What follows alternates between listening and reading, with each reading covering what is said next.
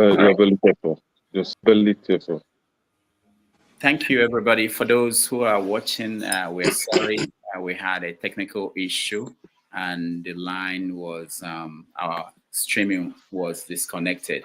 We are back, and we will continue our conversation with Dele Ogun, who is the author of a new book, the culprits, and you all know him for the fatherless people. So we had a long conversation with him, and he's going to continue to take our questions. When he comes back, we are going to. All right. So I think, do we have space for him to join us? Yeah, we have space for him to join us. When he comes back, we are going to go to. I think the next person. Yeah, I was just going to make a comment before he continues, but I'll just make. It's not going to. That's what happened when you can be. You cannot be doing this kind of thing without me. I think there's no repercussion. You don't know my God, Dr. Dameji. My God is is a God of internet. You can't do this to me, and you think you're going to start karma. I mean everything I miss, everything. I just come, anything go off. Ovie, it's noisy where you are. The wind, Ovie, is too much. The wind where you are. Okay, so when he comes in again, please, I'm trying to send him the link. We want no more long comments from people. I know we entertained the forefathers and Jide, but we want you to think about your question and just find very simple way to present it. Find your best question for our guests, and then we will be able to get to most of the people who are here. I know people sometimes we think about our question and we forget that there are other people who will not feel good if they don't get a chance to at least say something. So, but again, I thank you all for your patience. Those who are watching, we thank you for understanding. Things like this, they happen. But we will figure out where that happened. Again, thank you. So he's waiting for me to send him the link, so I will do that now. Then.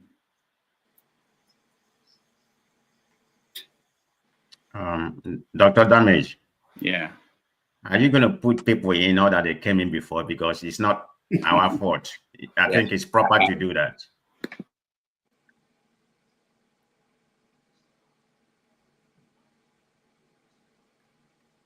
Man of prestige, you have to tell me I don't have any idea about the other day. I mean, I'm supposed to be here after Jide. I'm supposed to come in after Jide.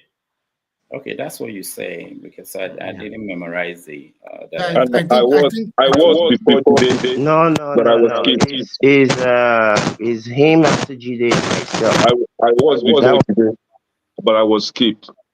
It should be man of prestige next. They can't do. Then myself.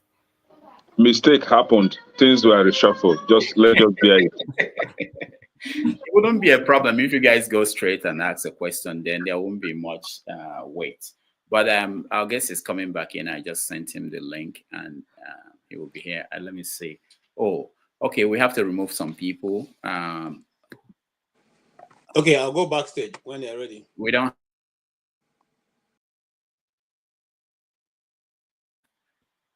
All right, let's see. It has to be less than 15 people in the studio. I think we have 14. So if you're trying to join us, please don't join us. It's not even about. Can you take me out? Can you take me out? Bring KJ back. He was in before me. Hold on. I want the guest to come in first. I think we're okay now. The guest is here. So we are going to go back to our questioning and conversation. So the next person will be, who said is the next person? I was just going to make a comment, and that's it.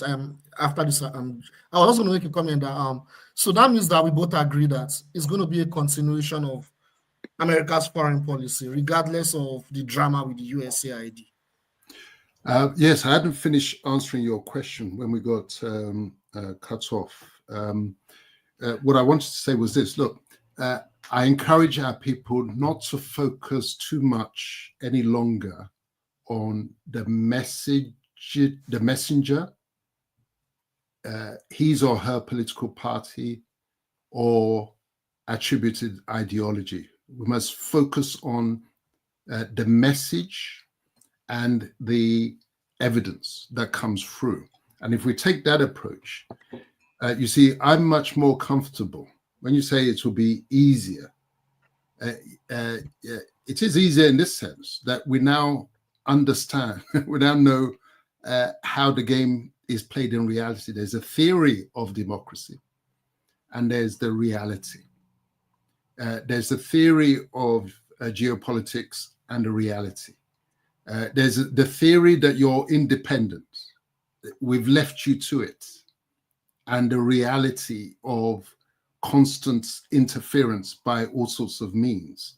Now, I rather, this is what gives me a little bit of confidence for at least the next 4 years, the Trump administration, and potentially his successor, Vance, because he's speaking the same language. Why does that give me confidence? You see, I've always preferred to see my enemy from a distance. I protect myself better when I can see my enemy from far off, especially if it doesn't look like me and doesn't make the kind of noises that make me feel warm and loved. If I hear nastiness and hatred, I'm more comfortable with that, as opposed to the Obama types. You know, now we know it was during Obama's administration that the Boko Haram thing and they bring back our girls and this subterfuge was going on. And we'll be applauding because the guy is an orator and he's smooth. If he's on the dance floor, he's cool. And we're all applauding like sea lions. Whereas I rather the guy, the Trumps and the Musks, who says, look, we don't care about you guys. We're not here for you. We're here for our people. I'm happier with that. The dangerous ones are the ones who you think love you, but they're actually playing for the opposition. Thank you so much. Thank you so much. Yeah, it was very insightful. Thank you. Thank you, Jide, for that question. Let's go to, I think, a man of prestige. You're next. Okay, thank you very much. Good morning and good afternoon, Mr. Gu. It's nice to have you on this platform. It's very good to have. It's very good to have a brilliant mind like you. You know, to come and educate us in certain area we are lacking. You know, and we conversate in this forum. But having said that, before I start my question, you know, I'm just going to make it short. I'm not going to elongate my question. People like forefather, they come here to monologue. But anyway, having said that, you made an assertion here that made me start thinking, because you say something what Trump is doing. I mean, I didn't vote for Trump, but he's our president, so I respect him for whatever he's doing. You know, I mean, like they said, the election has consequences. But having said that, you made an assertion that made me start thinking.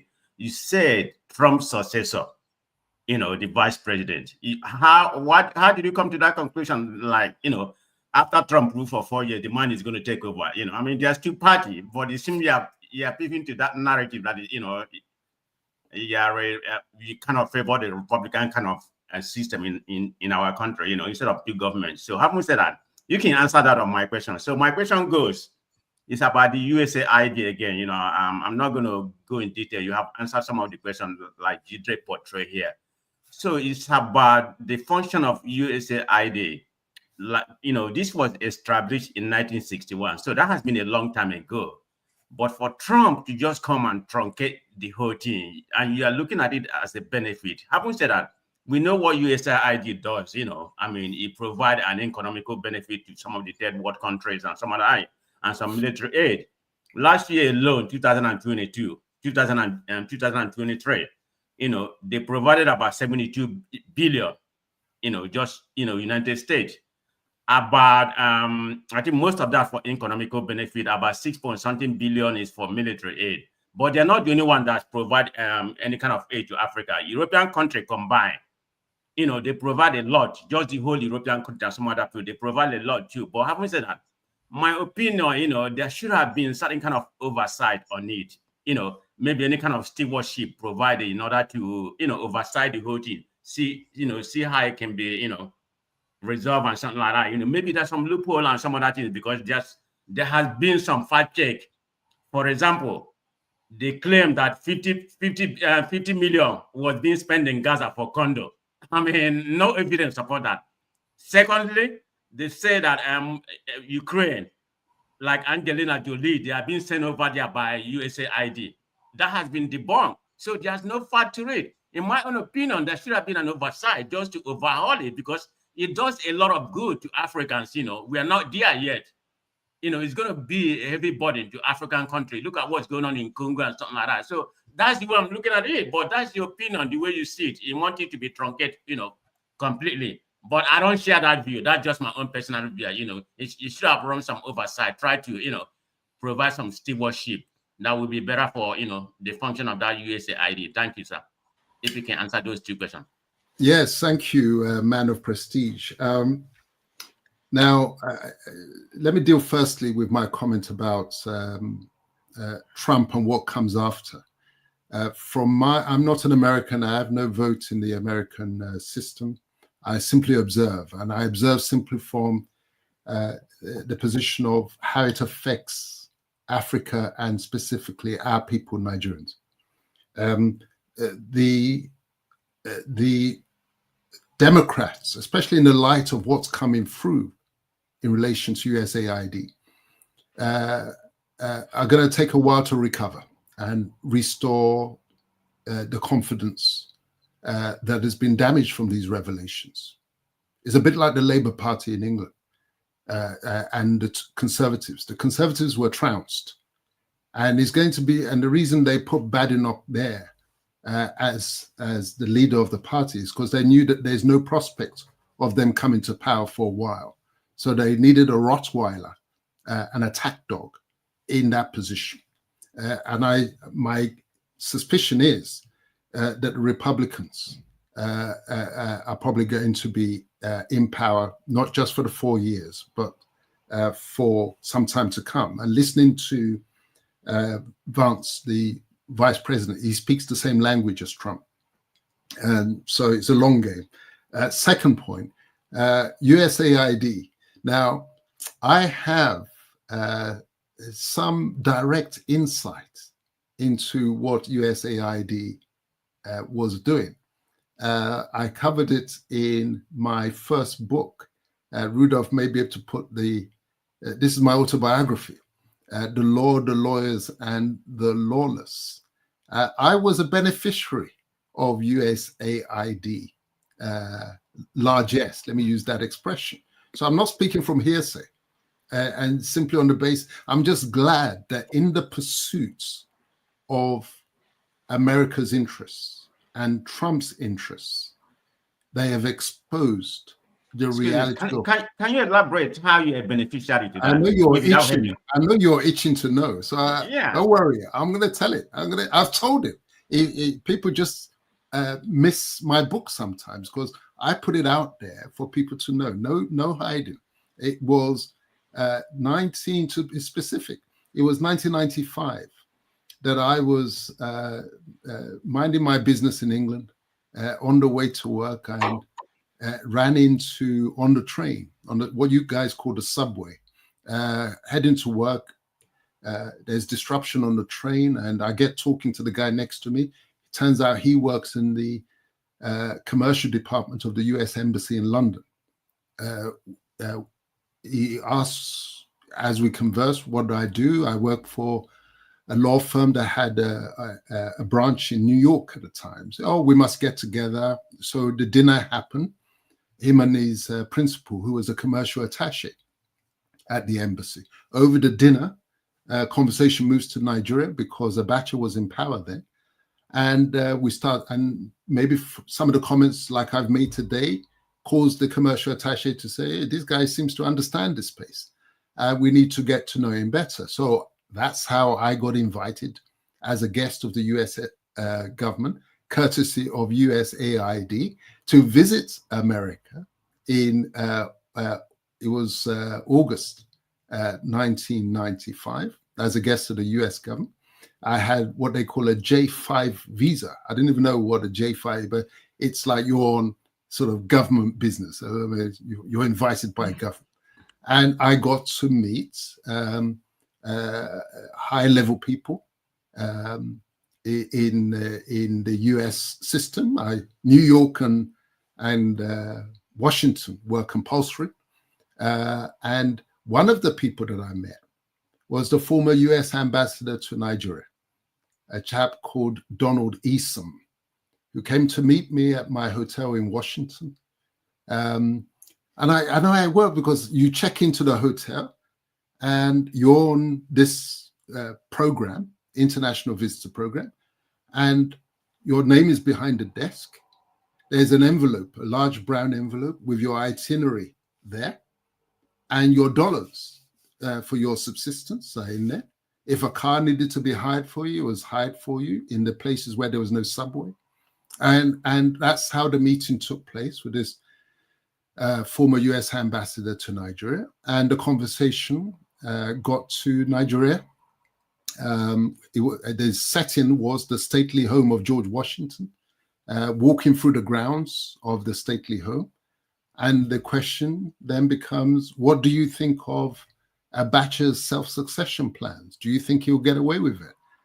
And I say, no, I can't see it happening.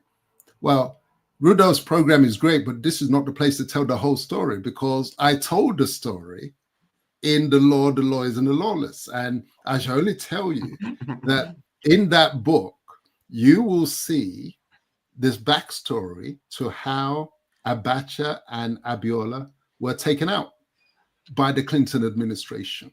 It's just that sometimes we write these things and you guys aren't reading it.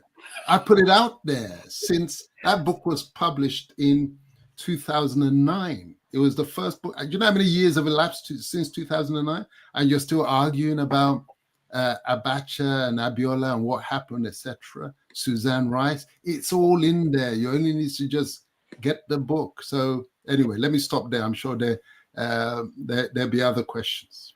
Have I dealt with all your questions? Yeah. But it's not just the Americans. It's not just the Americans. No. One more thing. In reference to, you mentioned Obama, something like, was there any evidence that the money that was sent to Africa was sent to Nigeria specifically, was used for Boko Haram? Is it not the government fault? I mean, how is it going to be used for Boko Haram? There has never been evidence to definitely tie it to, why not say the government embezzled the money instead of using it for what it's supposed to be? Why tie it to Boko Haram? It may have been, but where's the evidence? That's my issue. You see, Trump is not there to give you all the evidence that you need. He's pursuing his own interests. It's we who have the interests. Now that we've been given a little tip-off to say, look under there. This guy is doing some good work on that front. What's his name now? David Hundein? Hundein. Yeah, he's doing some good investigative work there. And sometimes we're a bit dismissive of evidence that comes. We say it's conspiracy theory. We refuse to let the light in. And we now need to be a little less trusting. Now that they've lifted the veil, they've exposed themselves in their own interests, we now need to be a little bit more skeptical when with some of these narratives in terms of how the work really works. Thank you, sir. Appreciate you. Thank you. Mm-hmm. All right. Thank you. Thank you so much. May your days be long for your last statement. May your days be long. Man of prestige. So let's go to, I think the next person is Victory. No, it should be Can Do. After Can Do is me. Okay. Yeah, it's right. Can Do. Hello? Yeah, Can Do, if I have you. Okay. Can you hear me? Yeah, Can Do, where are you? I can't find you on the small screen. Are you in the studio, Can Do? Dr. Damages. Yeah. Dr. Damages. Yeah, go ahead, can do. Are you in the studio? Yeah, in the studio, yeah. Okay, go ahead. There's noise where you Can are. you Go hear ahead. me? It seems like I'm having some audio issue. We can hear you. Go ahead. Speak up a little bit. Shit. Can you hear It me? seems like I'm having some audio Okay, issue. we'll come back to you. Why I don't can't you hear try? you. So let me see if I Okay, can log back come in. back to us. We'll let you in next time you come back. Just log out and come back in. Victory, you're next. Yeah, thank you, Doctor, and thank you, Dele, for coming to our show. Um, Funny enough, Rudolph said this a few weeks ago that what's happening in America right now, that it's our children that will pay for it. Meaning that there will be a time where our children that were born in the Western world will be told that why don't you get lost and go back to Africa where your forefather came from? And this ties back to the story you said, Dele, about the British newspaper that said that can you really call yourself a British if your forefather did not fight Hitler? You know, so those are the narrative they are putting out there. But I'm really worried that a lot of black people can't see the handwriting on the wall. A time will come, they will literally tell you or your children, just get lost, go back to Africa where you actually from. And this goes back to my second part of what I was going to say as well. This week, a lot of Europeans have been crying. I've been on the different platform. They were crying that America is not going to protect them anymore. So that security, the one that is the person that is guaranteeing that security for them is telling them to get lost, go and sort yourself out. And they are crying. And this man, I was sitting back and I was reflecting, and I'm saying this is what black people have had to put up with for the last 100 years, where we're walking naked. No one can guarantee our security. They can march into Africa tomorrow now, take any part of Africa. We can't stop them, right? And the Europeans, they can't trust themselves. Otherwise, they would have come together and formed their own security part. But they know they can't trust themselves. And at the same time, they are telling us, like for example in Nigeria, they lump so many people together and they're telling us, oh, sort yourself out. Don't worry. You know, you figure out a way how to get things working. Meanwhile, they themselves, they are mostly in their own corner in Europe, doing their own thing, right? So these people, they make me laugh. And black people often complain about everything. I'm saying to myself that what we as black men, what are we actually doing? And I'm going to reference to what you said, that we have to be like the Jehovah Witness. We will have to knock on every door and pass the message to our people. They need to know what is happening. So my only question for you is that how do we make this your voice, your narrative? How do we make it louder? And you said that we have to keep speaking up. And I sent a message to Rudolph before you even said that this conversation should be on a bigger platform so that more people can hear this message. So that people actually people needs to know what is going on out there, so that we can keep building up the numbers. So my question to you, Dale, is that how do we actually get this message louder so that people can know more of what is happening out there? All right, Yeah, thank you. Victory, thank you for those comments and the question. You're right, we need to be concerned. America First is not just confined to America. This ideology is spreading, including in Europe, whereby they are beginning to put their own people first and damn everybody else. And so that you're right that there's a fierce urgency of now in terms of fixing up our own homeland, straightening up the madness that they left us with. I mean, I think of it in terms of environmental pollution and contamination.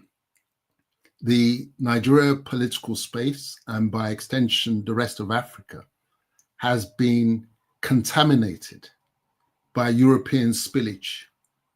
They brought their insanity and madness to us and left us with their constructs.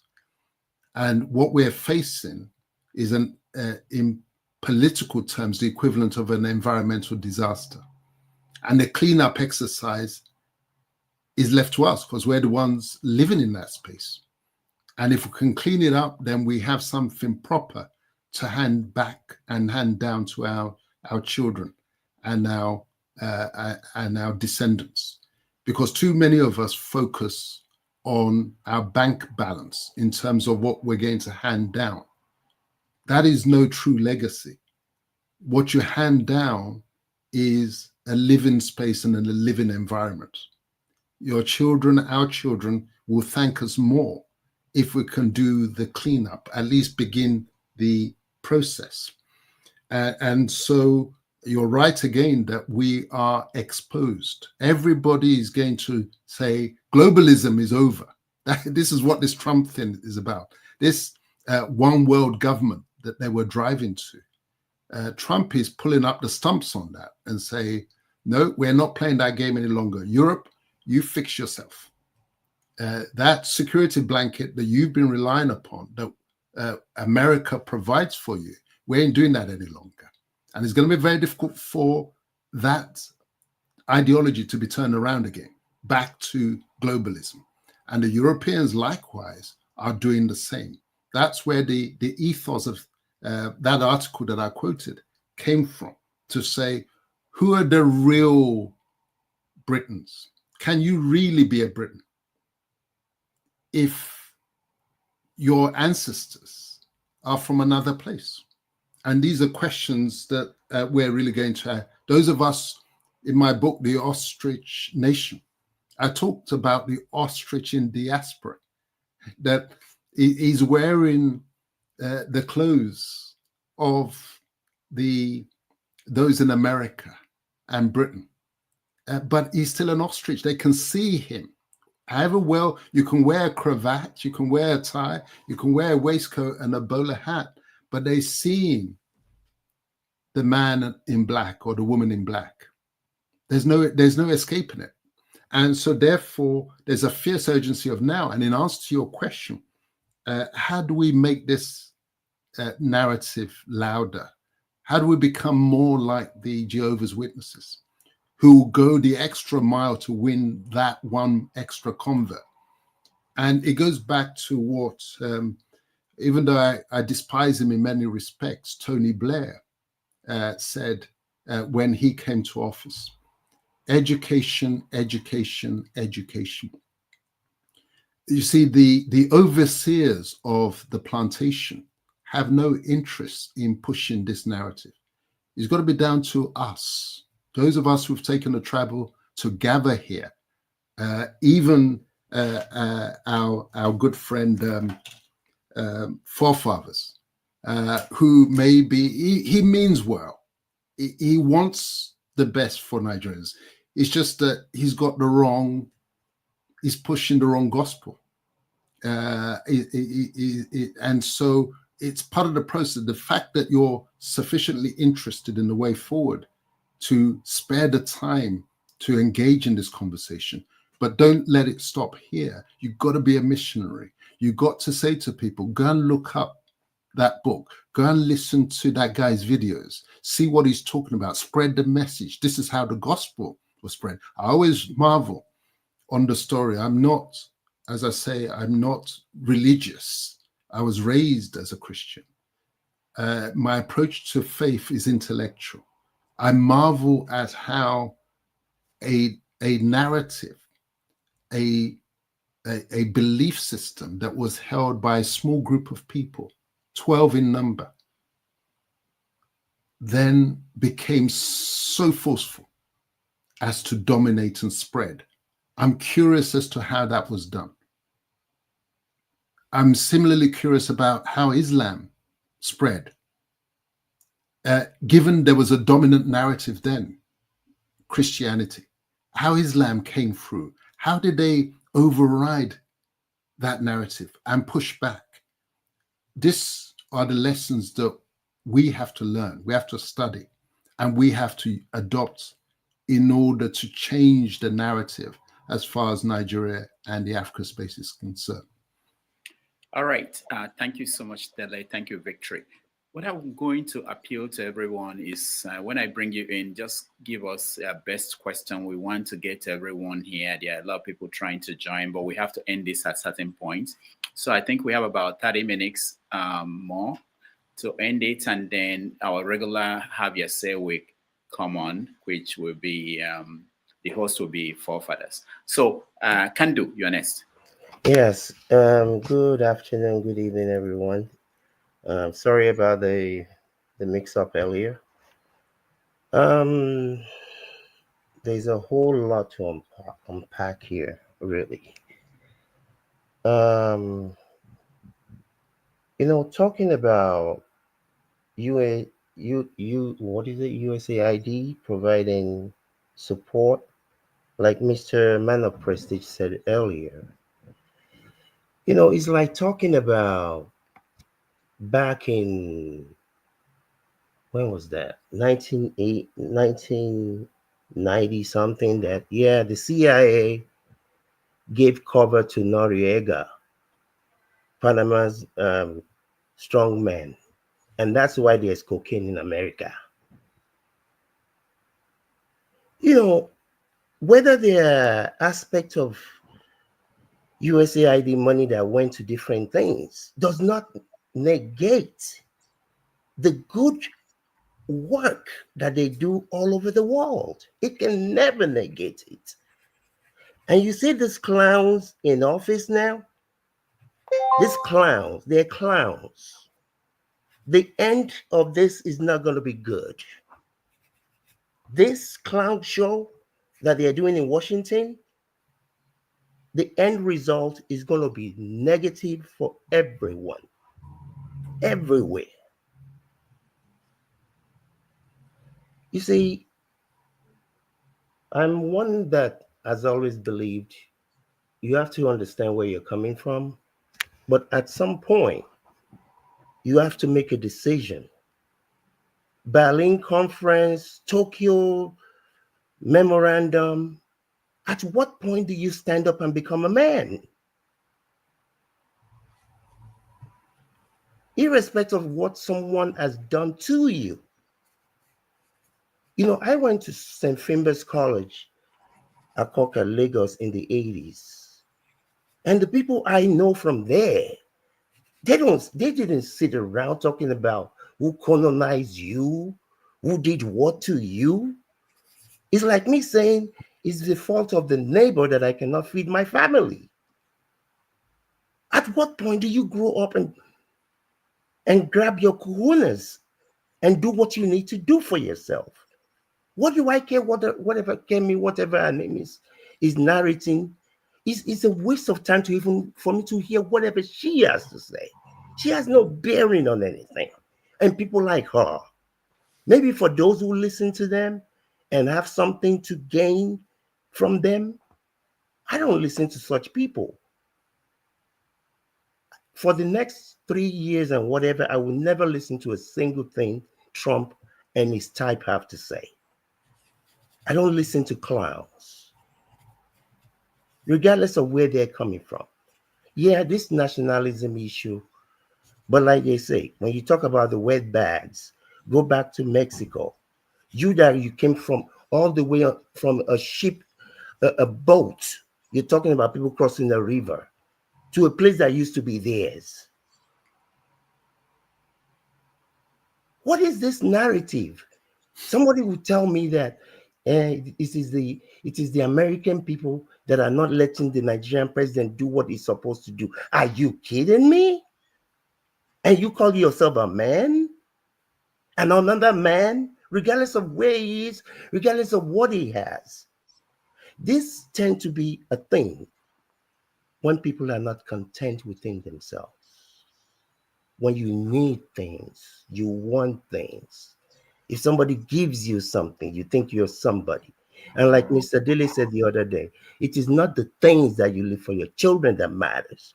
It is the principles. It is the ideas that you put in them that is going to grow. Not how many houses you leave for them in Abuja or in London or in France. When are people going to grow up? Why do I need Obafemi Awolowo to tell me what to do? Please ask question, please. We are waiting. Why do I need another man to come and tell me what I need to do? I don't have a question. I am just mystified by this type of narrative. Not you, Mr. Dele, but in general, that people think that you need somebody else to come and free you. You got to free your mind. When you free your mind, the body will follow. And regardless of who is doing anything in Washington, in London, in Paris, in wherever they are, you got to grow some balls, decide what you want to do for yourself and your people, if you have a people. Because at the end of the day, I don't even know what this is all about. People, 30 more seconds. People sometimes say, well, I speak about myself. You want me to speak about you that has not grown some balls? You want me to follow you? I'm going to speak about me. I can't speak about you and follow you. Follow you to where? You don't even have a direction. Mr. Dele, I mean, I think this is the second time I've seen you here. I understand the narrative, but at the end of the day, the way I was taught is that nothing stops you. If I have to go over you, under you, through you, I'm going to get to where I'm going to. Thank you very much. Oh, well, thank you, Kandu, for that. I just have to say that whereas at an emotional level, I hear you. However, at an intellectual level, we're very far apart. You see, the approach and the attitude summed up by your comment, for the next 3 years, I don't listen to what Trump has to say. These are clowns or jokers. That is a dangerous approach. You don't play politics that way. As I've said, you must understand your opponents. Otherwise, you're just thumping your chest, but you'll be crushed in an instant. It's even more important to know what they are thinking and what they are saying and what they're planning. And as I said, we're only grateful that in the pursuit of his own interests, his own agenda for America, he doesn't care about us. And why should he? You're right in that respect. It's like a boxing match. Protect yourself at all times. But you must protect yourself with knowledge. That is the only real protection. The head guard is knowledge, and that requires an understanding of how you got to where you are. So I hear the language with take responsibility, which is in essence what you're saying. But you must understand what you're taking responsibility for. It is just false pride to say we take responsibility, we grow up, we're a man. But you're only really grown up when you understand your journey and who you are, who you really are. And that requires that you study, research into your past and their past. And then you got a full picture of which part of your condition was self-inflicted and which part was inflicted on you. So if somebody was born handicapped from birth, and people say to that handicapped person, be a man, take responsibility, and you turn your eye away from the surgeon that was responsible for your delivery, who screwed it up and left you brain damaged and said, don't worry about that, leave that, it's all happening. That is dangerous. The past shapes the present. It also shapes the future. So we must never disrespect the narrative of how we got to where we are. Otherwise, you end up carrying a burden. They call that the white man's burden. What we're carrying right now, it is we carrying the white man's burden on our own heads, because we have not taken the trouble to understand what it is that they agreed at that Berlin conference. We say it doesn't matter. Let's just face forward. You must know. You must know, because then you can deal with where you are with more clarity. It was Churchill, one of my favorite quotes, who said, the further back you look, the further ahead you'll see. When you're driving that car, however good it is, however well designed it is, you must look in the rear mirror. You must. But if you say, I'm not going to look at that, it's all happened. Let's just face forward from where we are. Yes, it sounds positive, bold, courageous, but it's just emotional. And we can't afford to be emotional. We must be cold and clinical in our analysis. We must flush out the real story, every detail of it, and such that that groundwork would not have to be done by our children. We will have covered the space and we will hand it over to them. That's part of the legacy. As I said, forget the bank balance. I agree with you there. There's too much focus amongst our generation or the bank balance. I want to see the intellectual balance. That is much more important. Mr. Rudolph, can you possibly give me just 60 seconds, please? Okay, go ahead. Thank you. Well, in general, I did not say not to know what happened. I did say that. My belief is you do not make that where you reside. And for how many years? When I was growing up in Nigeria, is Nigeria go better? Nigeria go better. At what point, though, do you now go back and do the autopsy and say, okay, this is what happened to me? At what point do you now decide what you're going to do? Regardless of what the Brits are doing, what the Americans are doing in Nigeria, at some point, you have to grow up and wake up. That's just at the very core of what I'm saying is that. And I just don't, I've been in America for like 36 years. I've never been oppressed by a white man, a Chinese man, or any other man. It's not even possible for you to oppress me because of my mind. So Yeah. that's, I mean, I can understand. I know we all did not start from the same place. I get that. But at some point, I mean, look, I deal with young people, and this is the narrative. Nothing stops you. You unstoppable. Well, all I'll say is this: we haven't done the autopsy. It's only now that books like Culprits are coming out. That's part of the autopsy. So I agree with you to this extent. The autopsy is necessary. We must understand how we got to where we are. Then, having understood it through the missionary work we're going to do, like the Jehovah's Witnesses, then we must now take action to correct it. This is part of the process. And then as regards, I hear you when you say that you've been in America for how many years, you've never had a white person or any other person oppressing you.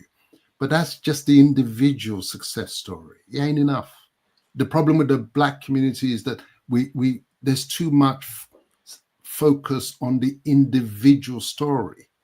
We need to be more like the Jews. It's the collective story. We've got to be more like the Chinese and the Indians. It's the group story. Individual success is no good. I don't care if somebody is the #1 neurosurgeon in America. I get bored these days of hearing first Black this, first Black mayor, first Black speaker of this. That is all crap and redundant as far as I'm concerned, until such time as our collective story, the group success, is what matters. I need my team to win. It's not enough for me to be the best player on the pitch. I need my team. I totally agree. I totally agree with you. And that's what I said. The people that it's not about me. I don't really even care about me. You see, I cannot go around mentoring 50-year-olds, but the younger people, I try to instill that in them. So I agree with you anyway, in agreement. Thank you, Dr. Damages. All right. Thank you, Kandu. Dele, how do you feel? Do we take a break and come back, or you want to continue and finish with, or do you want to take questions from two people at the same time? So that we. We could take a short, because we've been speaking for three and a half hours. We could take a short break, and then we can have another. After a short break, I could do another hour, because I like to deal with people's questions and comments, and I know there'll be people in the audience who still have questions. So let's you are the man. You are the man of the show today. So as long as you want. So let's take a break. When we come back, we'll continue the question and answer with Dele Ogun. Thank you so much for joining us.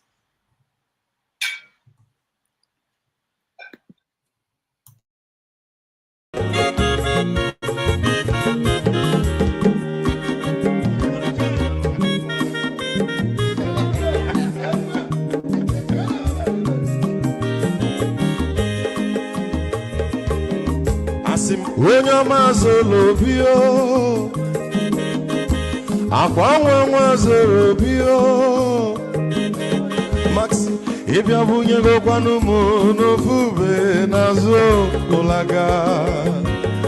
ụlaga n'ịbịa zugo, mmanwụ ụlaga do n'ịbịa zugo, akwa nwa ilochi o, biko rapụ zoro ka ọ nabazi ya. Onye ọma zoro biko, abọmma wazoro ndosari, ịbịa wunye n'ịgwana m ụlagado n'ịbịa zigo,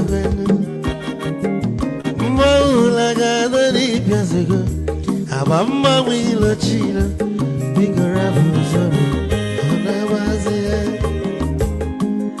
Mazi wekoma odogu no kwere sunenka, onyo mani gadele mo, mazi ni bazi ibu go with melody.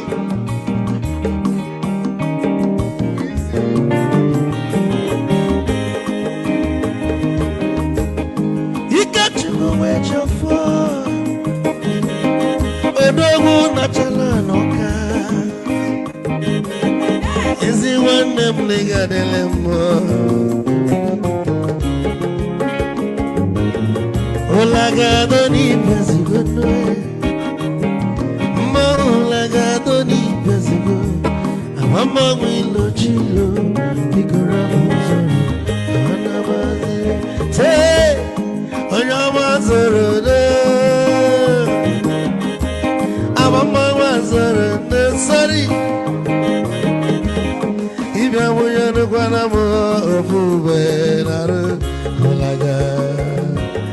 Mulaga, don't be Piazugo, Nazaboy, Mulaga, don't be Piazugo, Amama Wilo Chilo, Bigo Rapuzoro, Anabazi, Ice. A dog can never be catching for. Ama kwa mnika kugodia, waligwe kwelo ikeja mabele bege. Hey, you won!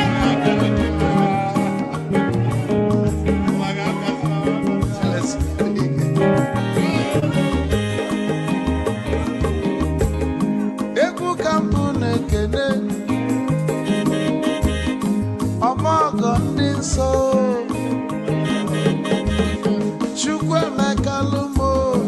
Chukwu negaji esi nwanne m ekene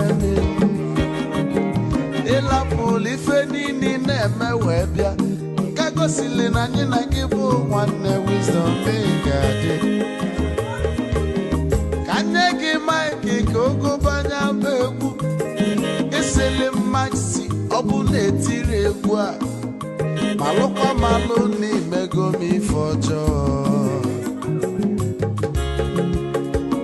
wee sị gị nwanne m ife ọkụ na ịchọlụ na ngeme wisdom onume ekene gị Bama iyo iyo biko lapo nabasi zoro zoro zoro zoro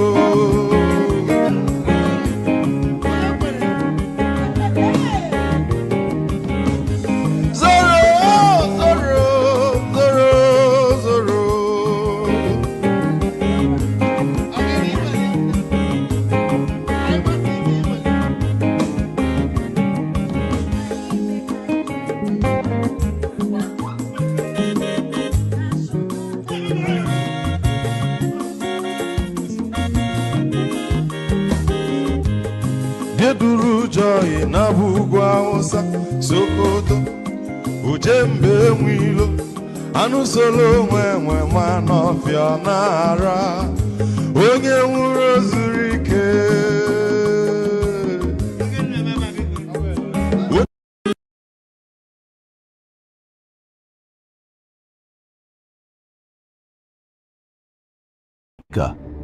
Dele Ogun has excelled in multiple careers, significantly contributing to the legal and writing fields. In November 1969, 7-year-old Dele embarked on a nearly 7-hour journey aboard the BOAC from Lagos to London. Little did he know the challenges he would face in a new land where speaking his beloved Yoruba would set him apart. Raised in the village of Ayede in Ekiti State by his grandparents, Dele quickly adapted by winning over local boys with his football skills.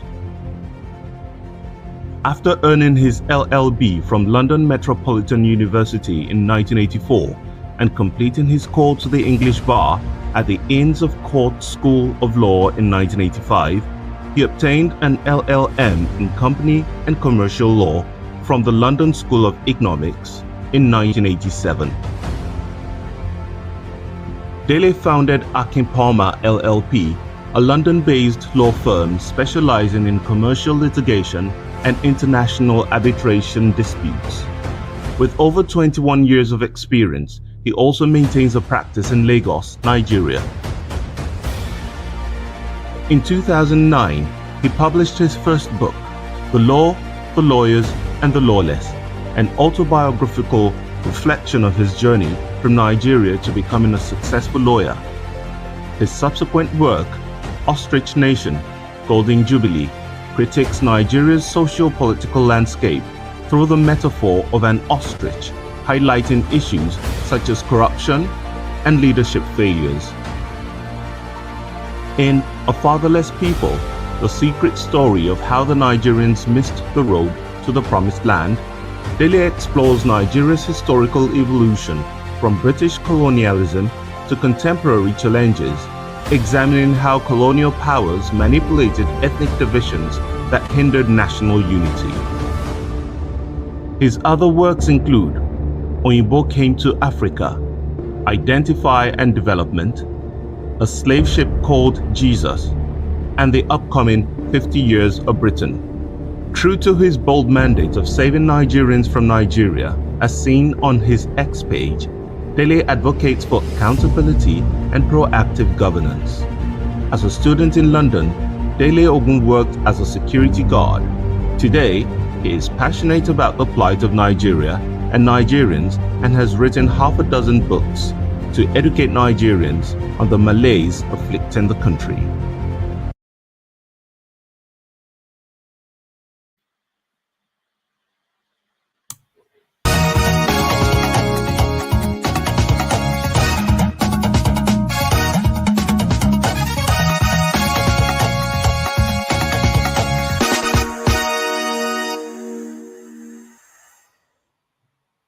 All right, welcome back, everybody, and this is our concluding conversation with Dele Ogun. And please, we want to have people who are in the studio, give them opportunity to ask a question, and then we'll round up on that note.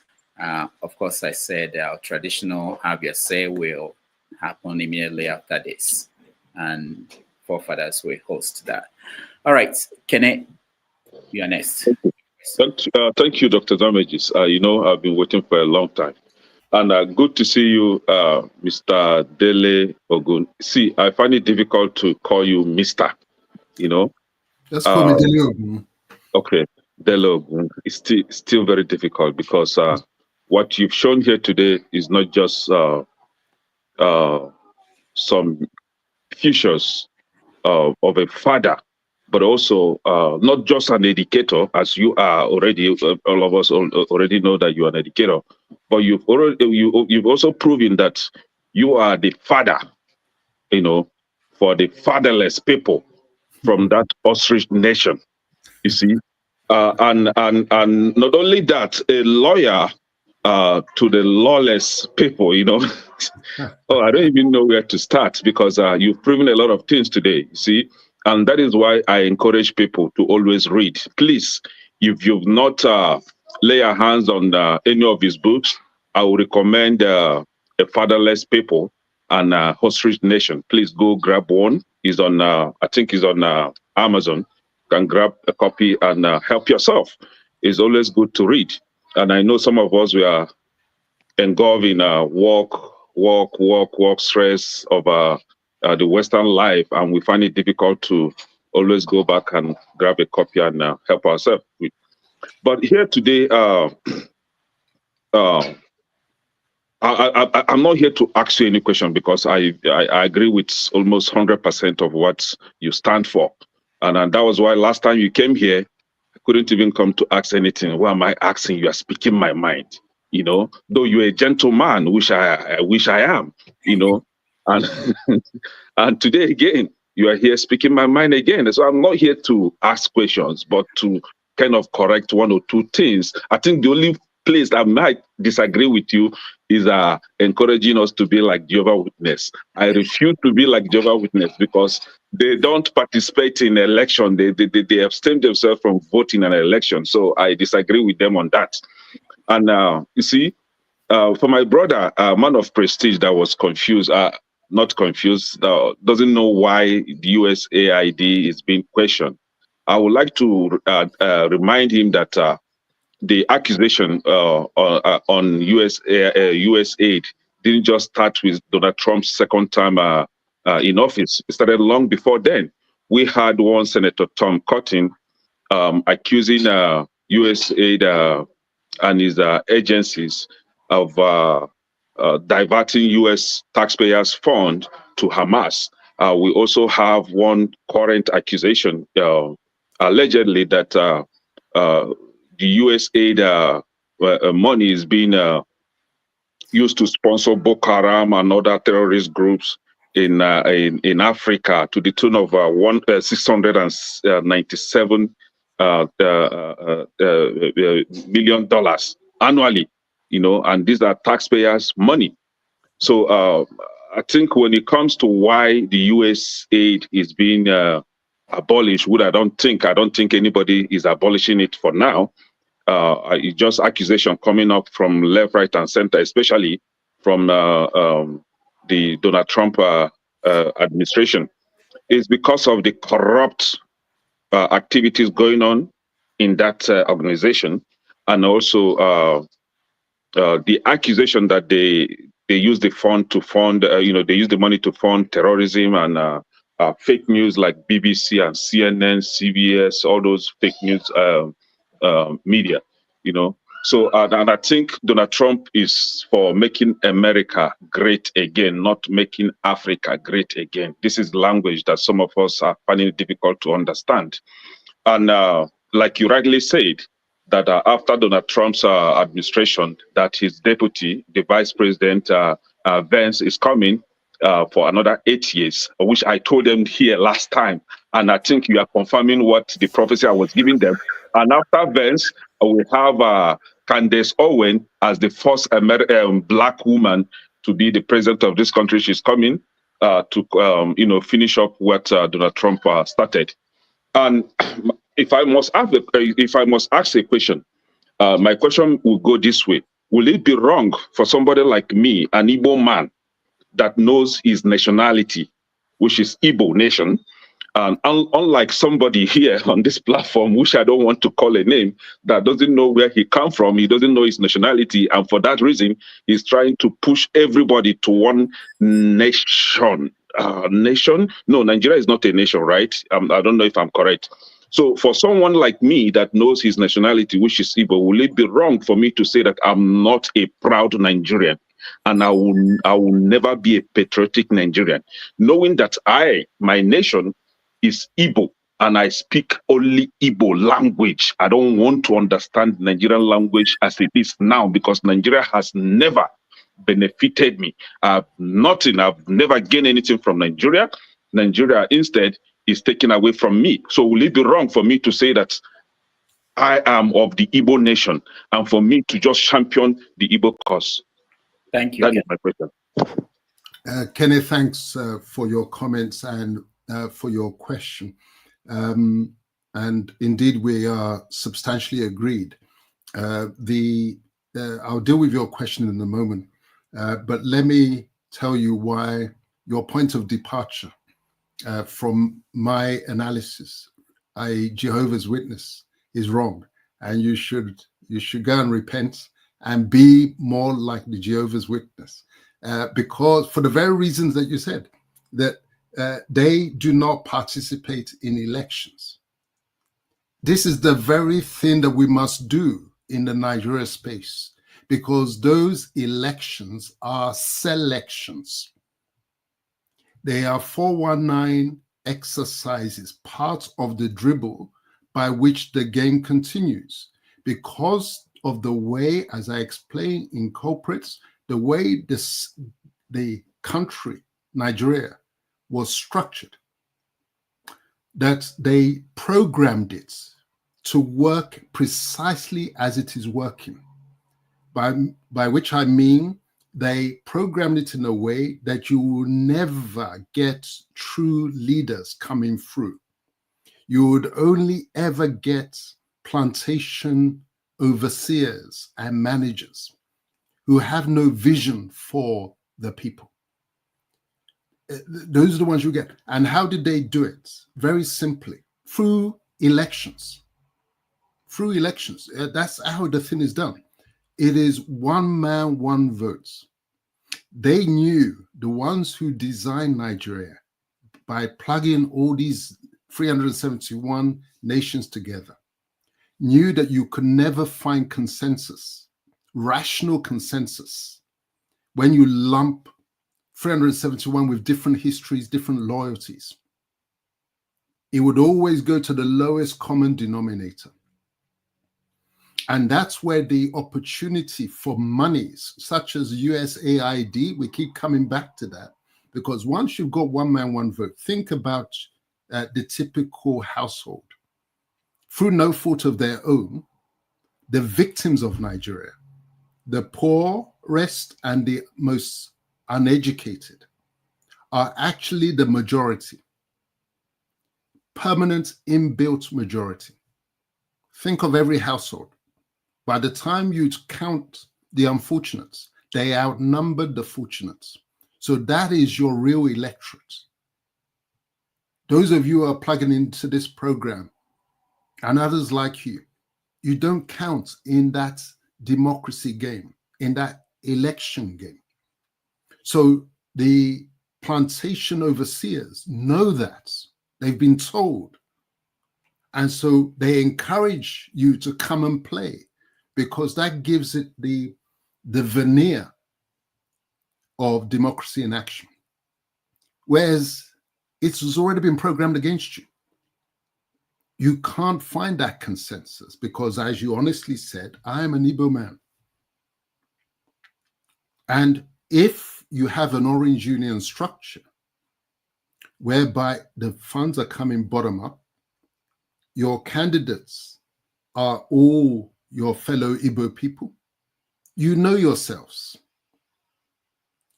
And even the ones that the Igbo men that are dominating the political stage now, they probably wouldn't even put their hat in the ring in a true election amongst Igbo people, whereby you're able to shut out the US aid factor. And as it is for Igbo land, so it is for Yoruba land, so it is for Hausa land. So these are managers that the system was designed to let through. And those managers are there to manage it in the interests of those who constructed it in the first instance. And so that leads me to your question. As an Igbo man, is it wrong for me to say I'm not proud of, I'm not a proud Nigerian? Of course, that is legitimate, because your true identity, if one is honest, is the one that's most proximate to your history, your ancestry. That is the true one. And you're right, it is often the ones, again, through no fault of their own. You see, their confidence has been damaged because lots of the smallest ethnic groups and people from the smallest ethnic groups feel that, well, we can't survive by ourselves, losing sight of the fact they were surviving by themselves. However small they were, I made the example of Lithuania, 2.8 million people. There's hardly one of our ethnic groups that's not bigger than them, but they stand in by themselves as a nation. Iceland, 400,000 people. So you could see this is just a confidence trick that's been played on our people, leading some to believe that they must hang on to Nigeria, even though that their own ethnic group will never occupy that one seat. But they trade in. They say, let me cash in on my idea. I know my people will never run their own affairs or even run the affairs of Nigeria, but let me cash in what I've got and tie my lots to one of the big ones. Confidence has been damaged. Confidence has been destroyed. Confidence needs to be restored through the Orange Union. It doesn't matter how small your ethnic group is.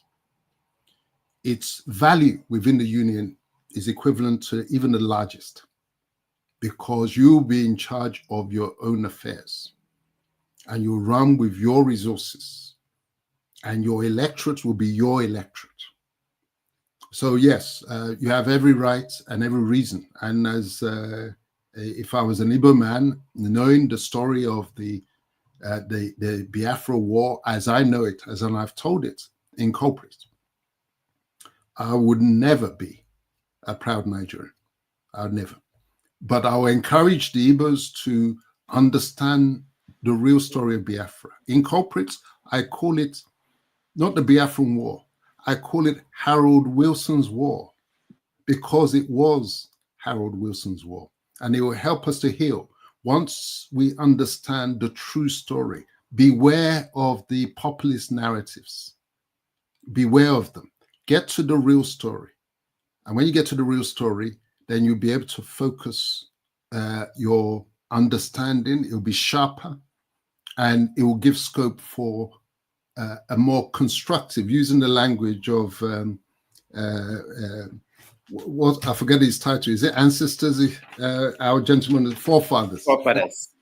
The intelligent thinking, whereby even though they try to knock our heads together, we're able to override that and sit side by side and come up with a new constitutional settlement, a new programming that works in our interest rather than continue their nonsense.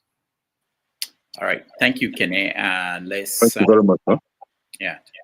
Let's get in the next person, eccentric cast. Yeah, welcome. Hello. Hello, Dele Ogun. Welcome to the show.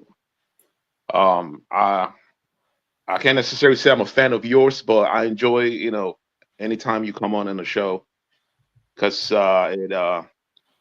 You know, it kind of makes me want to research about a lot of topics that I'm not privy to. So I disagree with you on the concept of ethno-nationalism, because I'm an advocate of civic nationalism, right? Because I believe that, you know, things in nature progresses, right? Organisms went from non-complex systems to a complex system.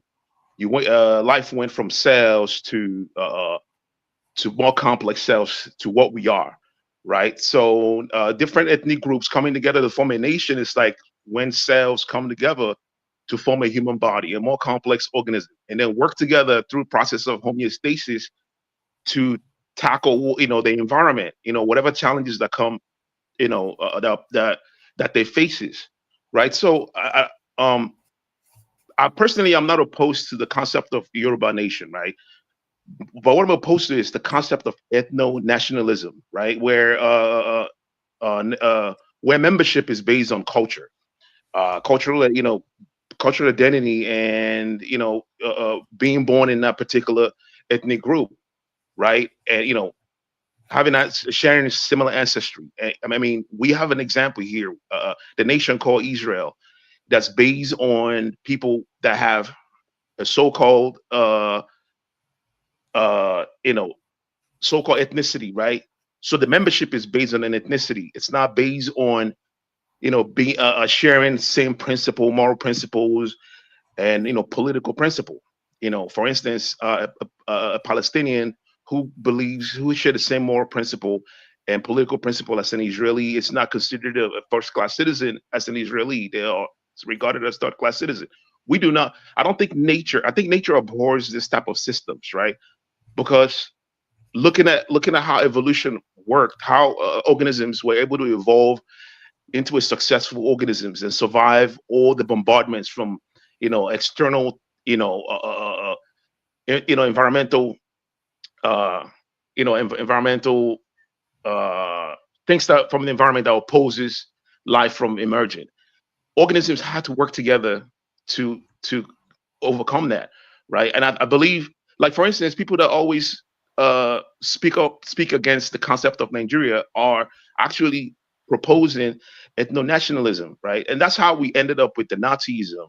That's how we ended up with Jim Crow and fascism, right? These are the default that most nations go to whenever they feel threatened economically, or they feel like they're being threatened, their national identity is being that they're losing their identity. You know, they always default to ethno-nationalism, and it leads to all the evils that we've seen in the world. And I believe that humanity, we are evolving away from that concept, right? So okay, so what do you have to say about that? Because I believe that, you know, Nigeria, you know, that Nigeria is being challenged by things that would happen to any type of nation that you form today. If you form Biafra nation, they will still go through their problems. There will still exist internal problems that are almost similar to what we are seeing in Nigeria. But the idea that I would not be part of like for instance, I live in the United States of America. I'm not originally from here. I'm a Nigerian. I'm an Igbo. But being able to live here and based on shared principles and shared political ideology and live here with other people that live here without being threatened over my, you know, my ethnicity, my skin color, ethnicity, it's actually a good thing. You know, I know America has its problems, and I think that's what we need to solve. But you know, we don't need to regress. We need to move. We need progress. We need to move forward. You know, and I believe that the concept of nation state is humanity progressing, and it could give us a picture of what the future would look like. Like you said, you know, you were against the concept of a new world order. I believe that the new world order is where humanity is progressing, where every humanity there's going to be connections. If you look at the internet, for instance, in social media, people have friends from all parts of the world. You have friends from China, you have friends from India you haven't even met before. This is technology is creating this, it's bridging the gap that's created by ethnic differences. And I believe this is the future. Yeah. Anyways, you can speak on this. Thank you.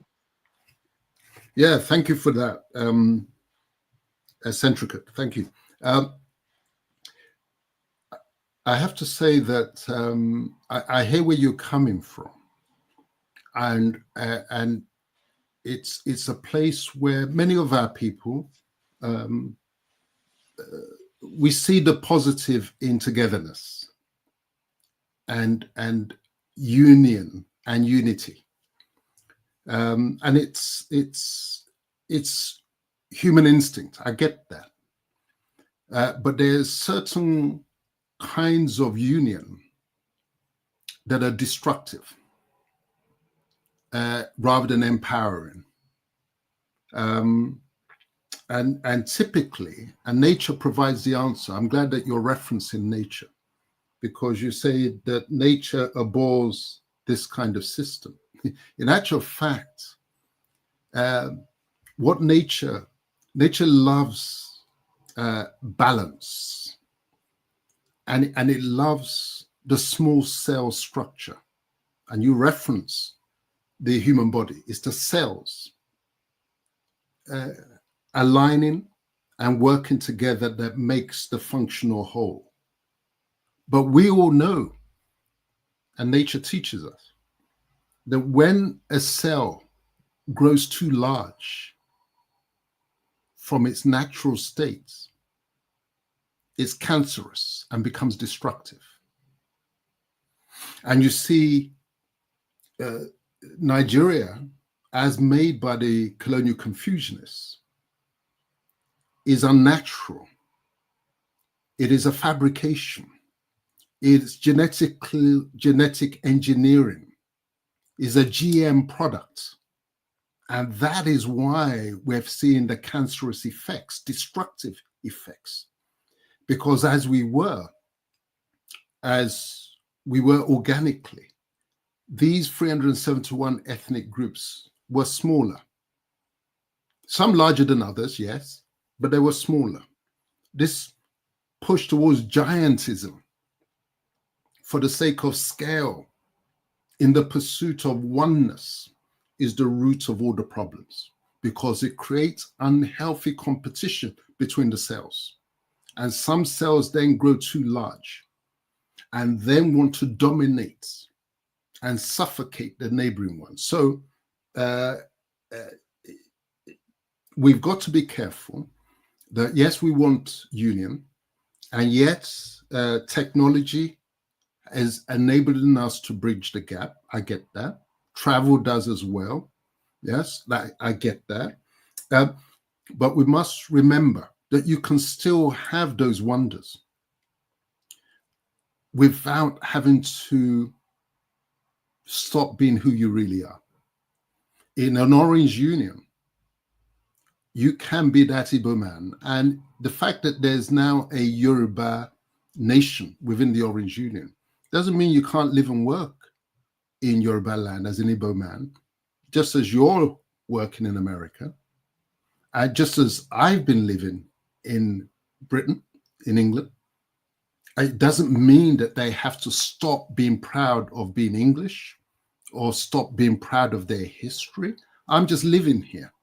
So Orange Union doesn't mean Nazism, the hatred. It's just acknowledging reality, the reality of difference. It is good to preserve your language and create an environment in which your governance systems is perhaps conducted in the Igbo language, such that those who haven't had the opportunity of going to learn English. Right now, we have a situation where our people have to be linguists before they can be the language that you use. I think you use the language of civic nationalism. Before they can be part of that civic nationalism, they've got to come out of their language, out of their cultures, and plug in to this English one. Why can't we have a structure whereby the operative language in Ogoni land is Ogoni, such that if some Ogoni person wants then to go and choose to live in Yoruba land or Igbo land, it can learn the language. Yeah. So we're not far apart in terms of what we're trying to get to. it's a civilized arrangement. I just say that when you look at the rest of the world, America misleads. America misleads. In the earlier quotation that I shared with you, the guy said, I'll repeat it again. He said, one of the great pretenses of the United Kingdom and Europe for a couple of generations has been that once someone has the paperwork and becomes a citizen, they are as British as anyone else. It is a nicety partly borrowed from America, but a nicety nonetheless. You see, America's story is different because it was no man's land after they had eliminated the proper nations. It was now an open invitation for the world to come and help build them. But it started with an English foundation, because until 1776, from the founding of Jamestown in 1610 or so, up until 1776, those colonies were English colonies, English, Protestant. That was the foundation until 1776. 1776 is when they opened the doors to let other Europeans in, but now plugging into the English language and the Protestant faith and capitalism. And then they opened doors to others thereafter. So it's easier in that place to say, whose land is it anyway? We're all loyal just to the flag and to our story as Americans. But you can't do that when you're dealing with ancient nations. The Igbo nation is thousands of years old. Yoruba nation is thousands of years old. Hausa is thousands of years old. And it is expecting too much of our people to turn their backs on that legacy and now pretend to be members of this civic nation. We can, as I say, we need a structure, and this is what the Orange Union gives us, that you can be, it is not either or. Create an environment in which people can be themselves, as well as plug into the union projects, because there are advantages to scale. I get that. But let it not be at the expense of our true self and our true identity. All right, thank you. No. Sorry, we have to go. I'm so sorry. Let's go to. We are totally out of time now. We can do this. KJ, you're next. Question, please. Thank you so much, Dr. Damages. Can you hear me? Yes. KJ na houseman. Why you give her time? Okay. KJ na landlord. I'll soon be through. No, kill me first. Thank you so much, Dele Ogun. In fact, listening to you, I want to commend you, not only your work, but your path, your style of presentation, your preferred storytelling presentation makes it so easy and so understanding. Even you by that method you use, even the blind, you can make the blind see with your storytelling. It's so good. I don't know if you ever try working for the radio. You will have made a lot of friends, you know. He was a DJ, so so I'm not too far from there. Thank you so much. I have listened to you. I don't really have any questions for you. I totally agree with all you've said. And well, one or two places, of course, that I will probably not have gone as far as you have, but you made a lot of very vital, vital points that anybody who is really interested in developing Nigeria and in the longer stay Africa will have to listen to you and probably even have a discussion, just like the American guy was able to identify that you carry something that will help them be able to go a milestone. You see, my challenge is we have such people, but nobody cares to consult with them. And every day we make, we leave no stone unturned, Yet the stones are everywhere. Nobody's turning them. So the question is, when shall our government be able to look for people like you to be able to tap into your wealth of experience and then make that same declaration? I hear you clearly that Tony Blair made and had put Britain to the position where it is today, recognizing each region and the power that they contain, so that the peoples of Nigeria can unleash their creativity, their knowledge, their sense of purpose that will bring about the development of Nigeria, as the case may be. And also, yes, you discussed. So I worked a bit with the NGO, so I understand what you're saying. It's unfortunate that some people think that what Donald Trump is doing is not to the good of Africa. I think it is, in fact, if I was in Bola Tinubu's position, I'll be so glad, because I'll now sharpen all my knives and go to discussion, because it's also going to be Nigerian first. So I come to the table knowing what I have behind my, my bags, and I'll say, okay, it's America first, Nigeria first. This is my own proposal. So I like what you said. I will look for your books. Unfortunately, I've not been able to see them. I mean, I don't know how. I've never seen one, but I will look for your books and I'll read them. Thank you so much for your time and for your presentation. It's good to have you. And we're looking forward to seeing you again, because there's so much to talk about as the days and time will come, in the future. Thank you so much, sir. KJ, thank you very much for those kind words. In answer to your point, when will our government look for people like me? Because you're right, I'm not the only one. Our government do look for people like me.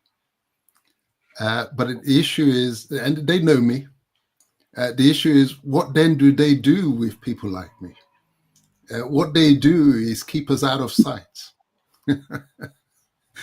That's what they do. It's not that they don't look for people like me. The intelligence services know. That's their role. So we're the troublemakers. They know.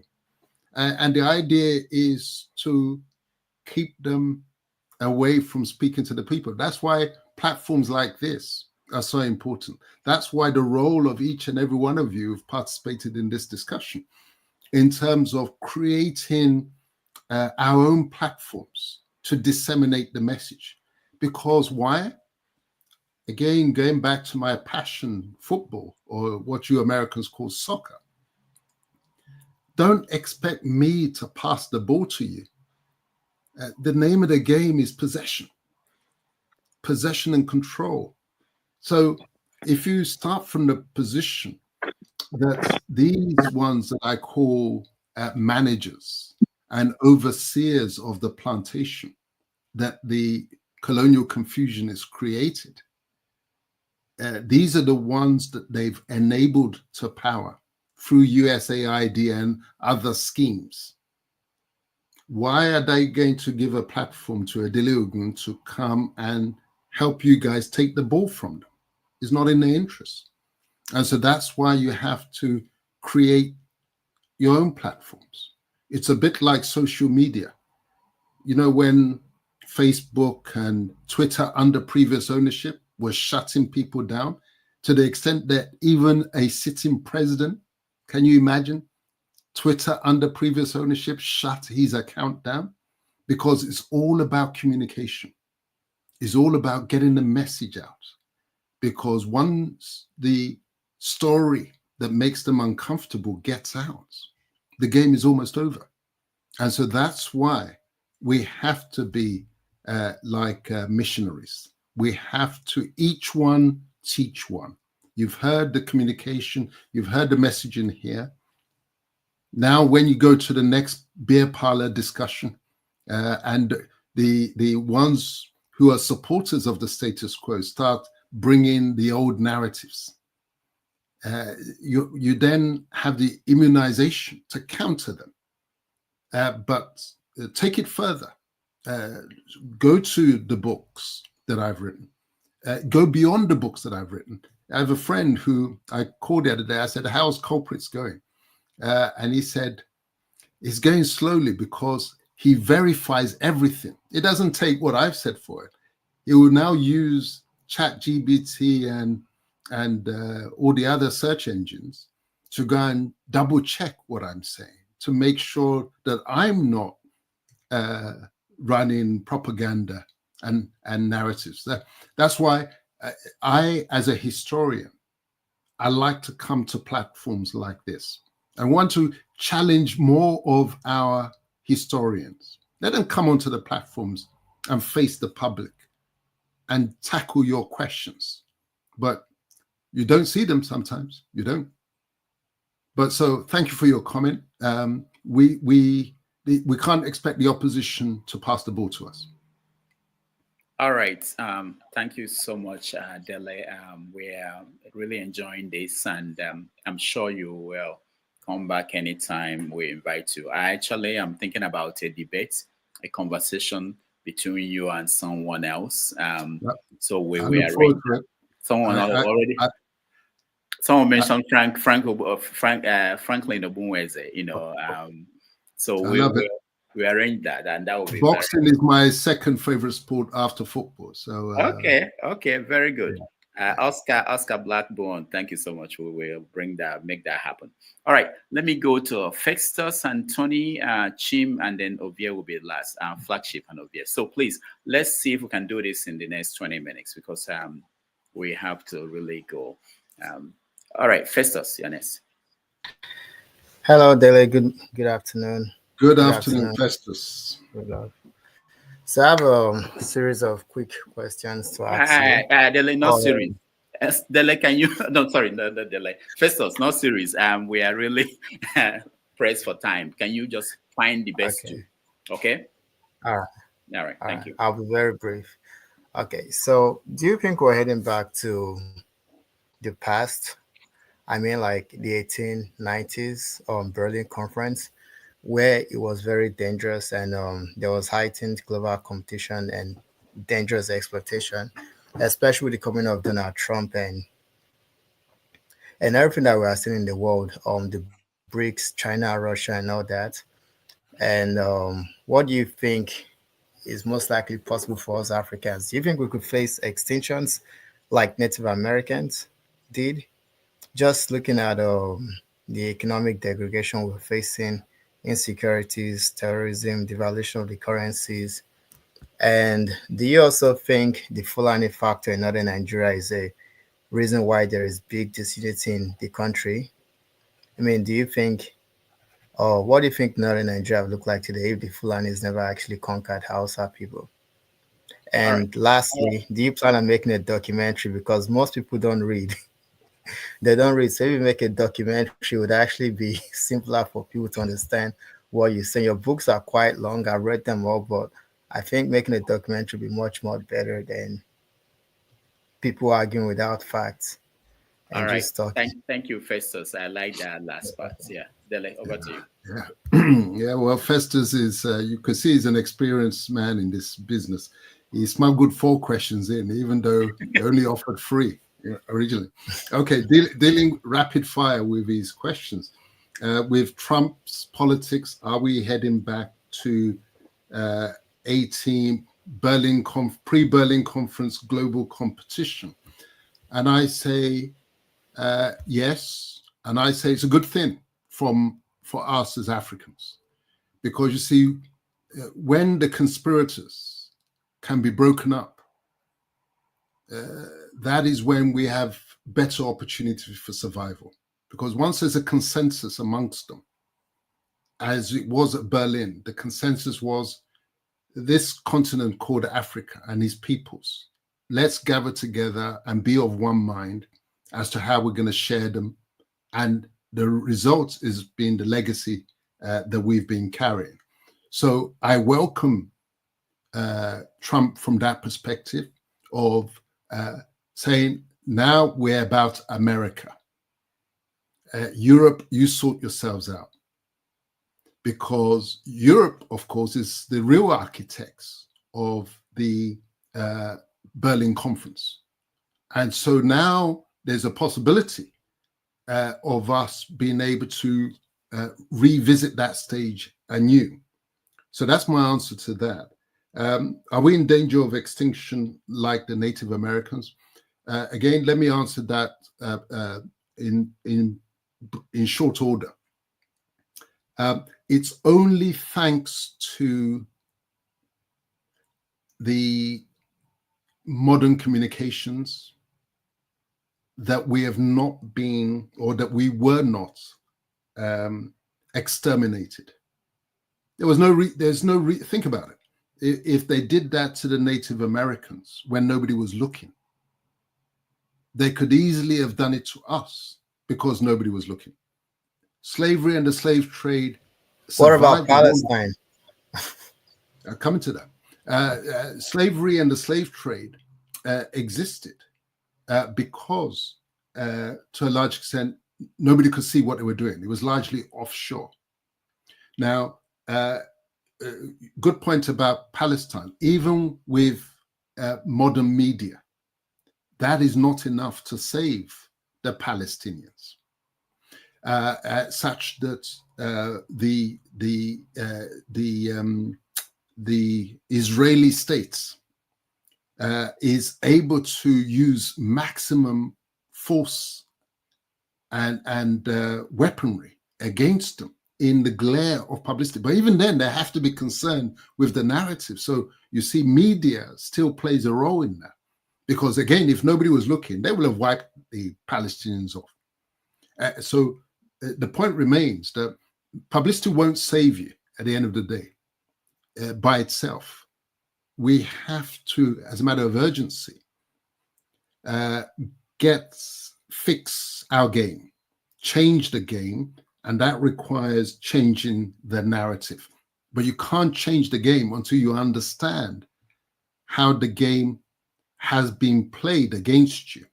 And which brings me to what you say about the Fulani factor in northern Nigeria, an issue, as I said, that I've addressed in the book Culprits, that how the Fulani Empire, Sokoto Caliphate, they went out of their way. The British were ready to go to war with France over Sokoto Empire. The British were saying, we must have it. And the French were saying, but this area is ours. And the British were saying, we don't care. Whatever we agreed at Berlin, we are holding on to that place. We want it. We need it. And war between them was only averted by a compromise. They did a trade-off. They swapped Madagascar. Britain said, you can have Madagascar on condition that you let us have the Sokoto Empire, the Fulani territory. And so that is how that came into the mix. So, of course, the Fulani factor is a very significant factor in the Nigeria construct because, as I explained in the book, the British went out of their way to make sure they got that. And why? Because they saw the role for the Fulani, the same role as the Boers played. Remember, they had done it in South Africa. They conquered the Boers, the settlers, because they knew that they were not indigenous to the space. Conquer those who are not indigenous, but who are in the area, and then put them in power to control the estate. And exactly the same thing is what they did as far as Fulani is concerned. Conquer them first, change their leadership, take over their structure, and then put them in power. And then your final comment was regarding documentary. Yes, you see the books, all these films you guys watch in Hollywood, they have their roots in the books. You find behind most films, whether documentaries or full-length movies, there's a book, whether it's a work of fiction or work of non-fiction that lies behind it. I have laid the foundations through the research, whereby now the films can be made based on the evidence that's been unearthed. Now, we in the Fatherland Group, we've actually produced a mini movie about the Orange Union. It's a 20-minute movie, which will be released sometime this year. You will get to see that, because we understand the power of the screen, especially in circumstances where the culture of reading has not been supported as it should have if we are true governance. And so that, yes, that film is virtually ready. It will be released in the first half of this year. Thank you, Festus. Thank you, Dele. Let's go now to... Let me, you didn't answer No, Festus, no, that's okay. We have to go. So, sorry about I thought I did. Are we headed back to global competition, extinction of Native Americans? Are we going to be extinguished? Fulani factor in northern Nigeria, and the documentary. All four. Festus, you're wrong. Let's move on. All right, he can come back next time. We have to move on. So, Tony, your question, please. If you can make it quick. I forgot that there's a stream that should have started at 3, and people are waiting for that, and another one at 6. Go ahead, Tony. Yeah, I'm going to be very brief. Greetings, Dr. Damages, and greetings to our guest. I listened to you. Thank you for your patience. It's been very enlightening. I've learned a lot. Just briefly, for me, with respect to Donald Trump, I think he's pursuing a narrow interest. For me, I see him as a disruptor, both here in America and outside. But that's not my main question. I listened to all that you said. I agree substantially with quite a lot of the things you said, disagreeing only on a few issues. But my question for you is, which I think you haven't addressed, is in the light of what we see as Donald Trump's policy, which probably will run for the next 4 years, what would be your advice to the Nigerian government? I want more specific things that you would want the Nigerian government to begin to address in terms of its domestic policy, its relations with neighboring countries, and the international world. Thank you. Yeah, thank you for that, Tony. I agree. Trump is a disruptor. I like that. I think we need disruptors. You get a chance to change your game and get different outcomes when there's disruption. That's the point that I was making to Festus in answer to his first comment, that so long as their team, the team in white, are aligned in conspiracy, then the ship is steady and there's no little prospect of change. You need cracks to open up between them.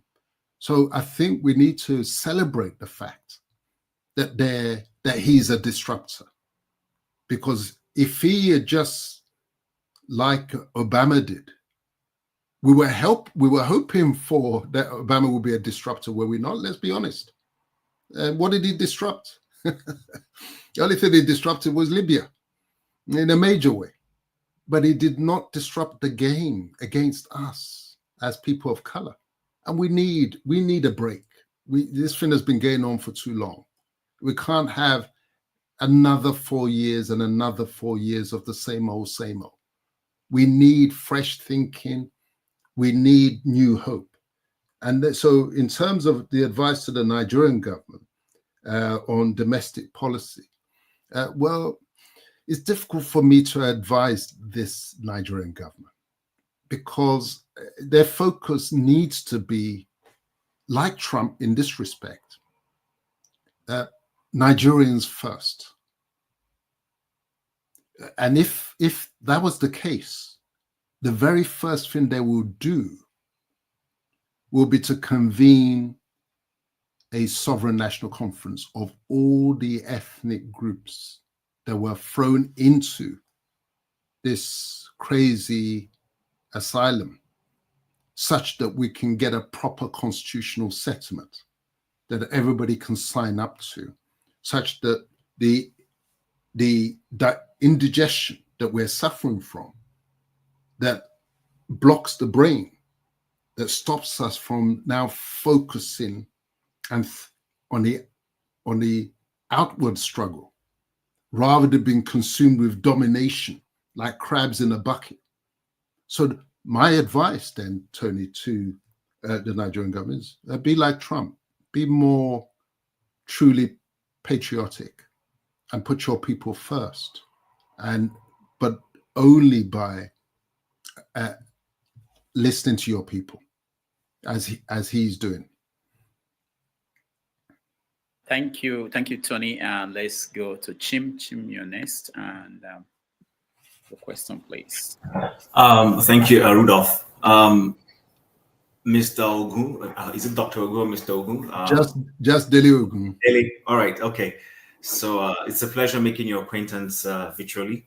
It's the first time I'm listening to you. I've never been privileged to catch any of the shows where you are a guest, and I was taking a rest when someone else who usually comes on this show said, are you listening? I said, I'm tired. He said, go listen. And I got in, and then I got hooked in, and he's been laughing at me saying, I knew this is what I was going to accomplish. But anyways, I largely agree with a lot of your thoughts, and I appreciate your candor and your mode of passing on the message. It's quite interesting. You see, it's unfortunate sometimes our people don't seem to pause, take a step back, and ask themselves critical questions when global events are happening.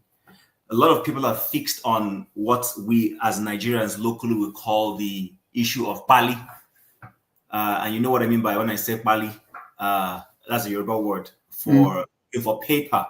The most angst most Nigerians are exhibiting over a Trump or no Trump, it has nothing to do with if his policies are going to benefit us as a people and all that. It's basically just, oh, I'm offended that this guy is going to deny me a visa.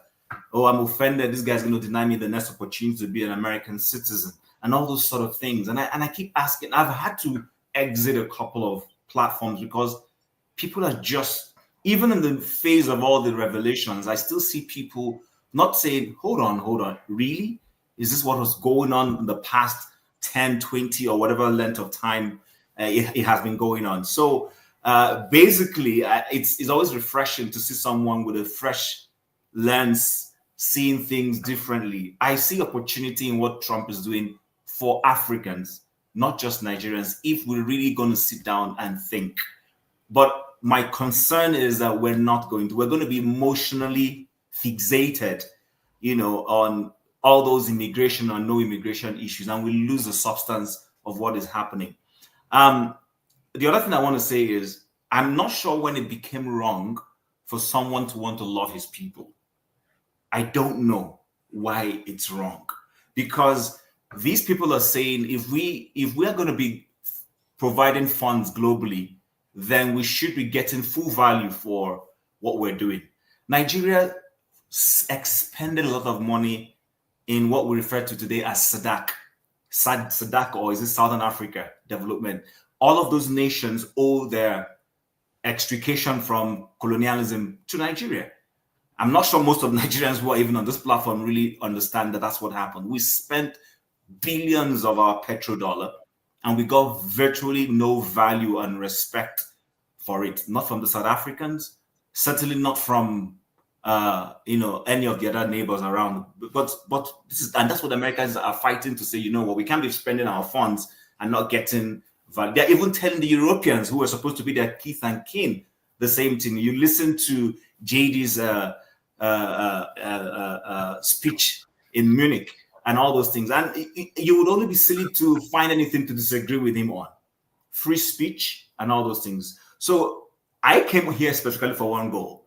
You mentioned the book that caught my interest, the book where you explained the Abacha and Abiola phenomenon, and I was like, no, I'm not going to miss this. So I would please like to get the title of that book again directly from you, and then other than that, I look forward to. I hope Rudolph can do it when he really wants to do it. We'll make that debate, that ramble in Malina or wherever it's going to happen. I'd like to really be part of that kind of intellectual basbos, as it were. It's something we glean from and sharpen each other. So I appreciate you, but I just want to get the title of that book. Chim, thank you very much. That's the easiest question I've had all night. The title of the book is The Law, the Lawyers, and the Lawless. Okay. The Law, the Lawyers, and the Lawless. All right. It was inspired by judicial misconduct, but it's an autobiography, my story, born in Nigeria, and put on a plane. I was raised in the village and put on a plane at the age of 7, unaccompanied, to be bundled off to England. And it's the story of my journey out of our story, our culture, and then my journey back in, which then exposed me to some very high-level insights, including how justice system really works. So when Faratimi came up with his revelations about the Supreme Court, I just smiled. I actually told him at the time, I said, you better go and read my book, because what you think is peculiar to Nigeria, you'll be surprised to see where it came from. And then, as I said earlier, by a chance meeting, then took me to higher level to see how democracy really works from the backstage, and how those two were taken out of the picture. But aside from that, I agree with you, all your comments. I think this new generation, we have to learn to be less emotional if we're going to win in the game of geopolitics, and to look at developments, geopolitical developments, simply from the lens of me, myself, and I, and my immigration status and whatever. You're in the wrong game.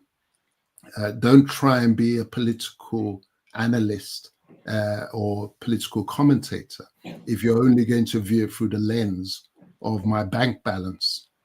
You've got to be more stand back and look at what's coming through. So yeah, thanks, Chim. All right, thank you, Chim. Let's go to the flagship. Let's see if we can do this in 5 minutes. Flagship and the final words. The flagship. Thank you, Rudolph. Can you hear me? Yes. Okay, thank you. And good afternoon from Georgia, Dele Ogun. It's a pleasure meeting you again. I think this is my second time. Pleasure.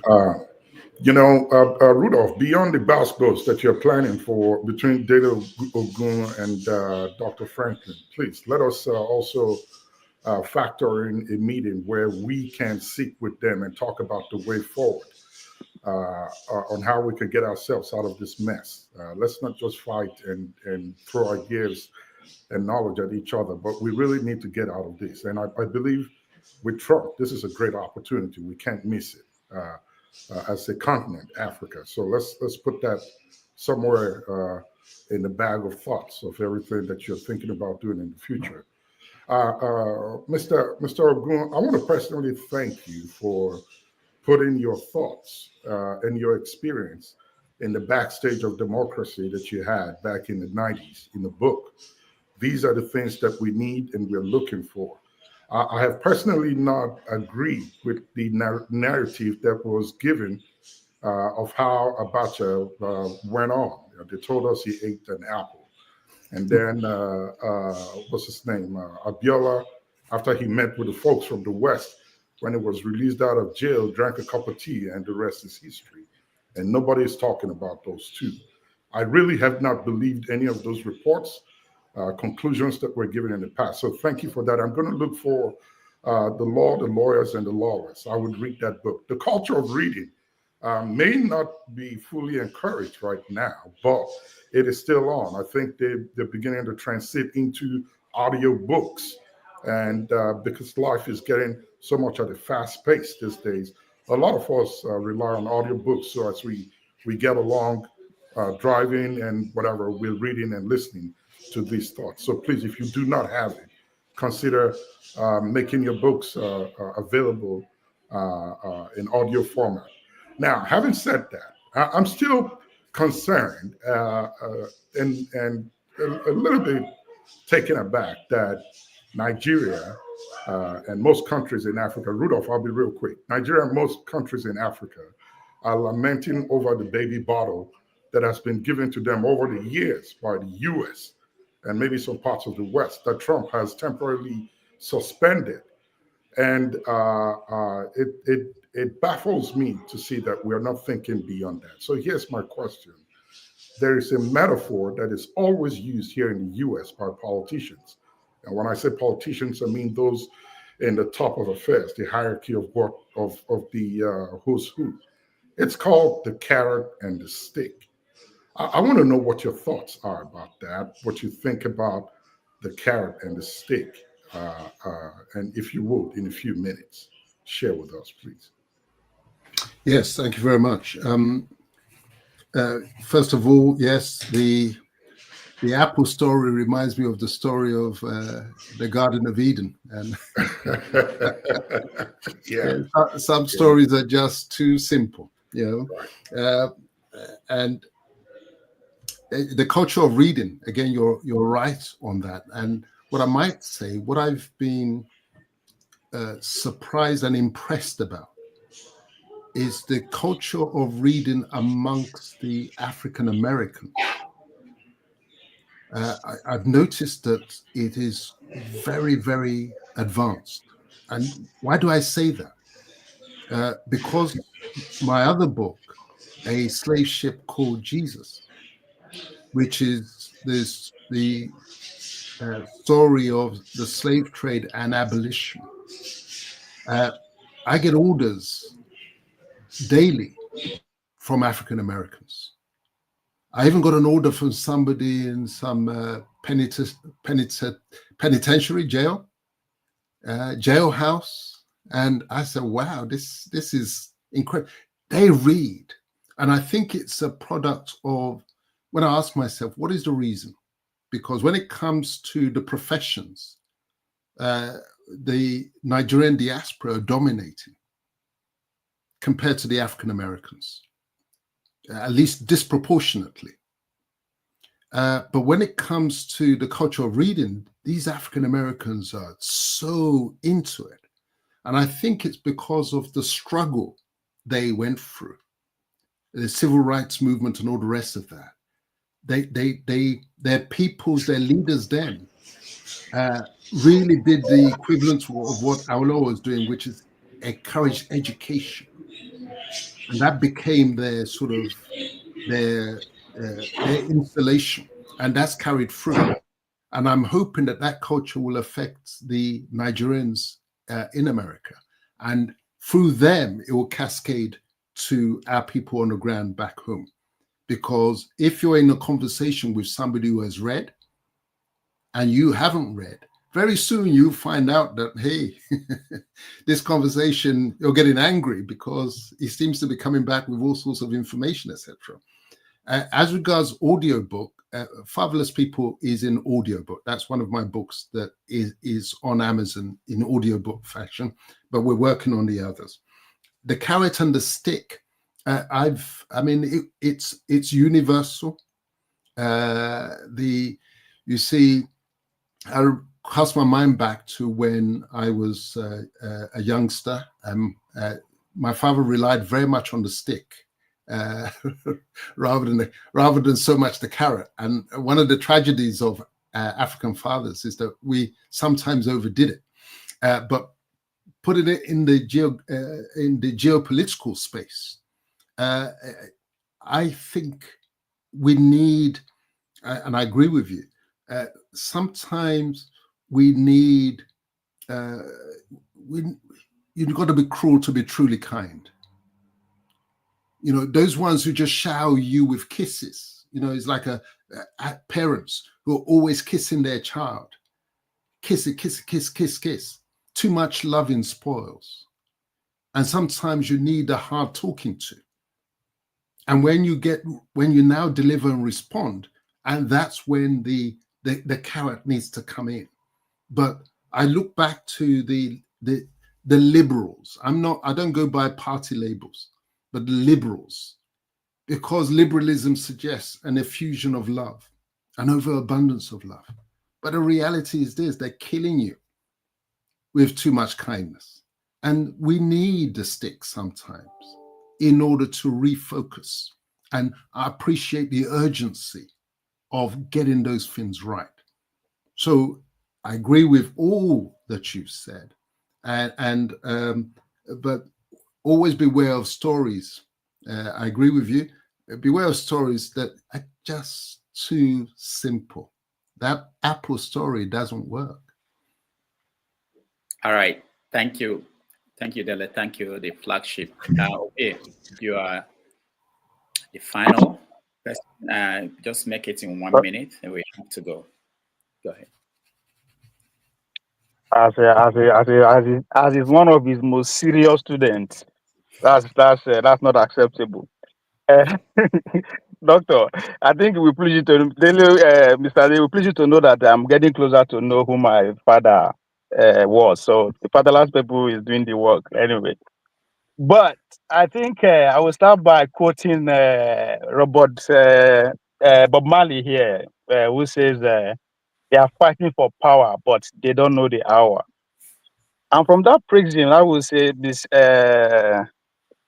These days, anybody know be a doctor, they are Dele, you don't mind. I think you have missed the hour that we are in today. And I said that in response to GD, you said that you prefer Trump and the Republican whatever style of governance because you are far your enemy far from you, to paraphrase.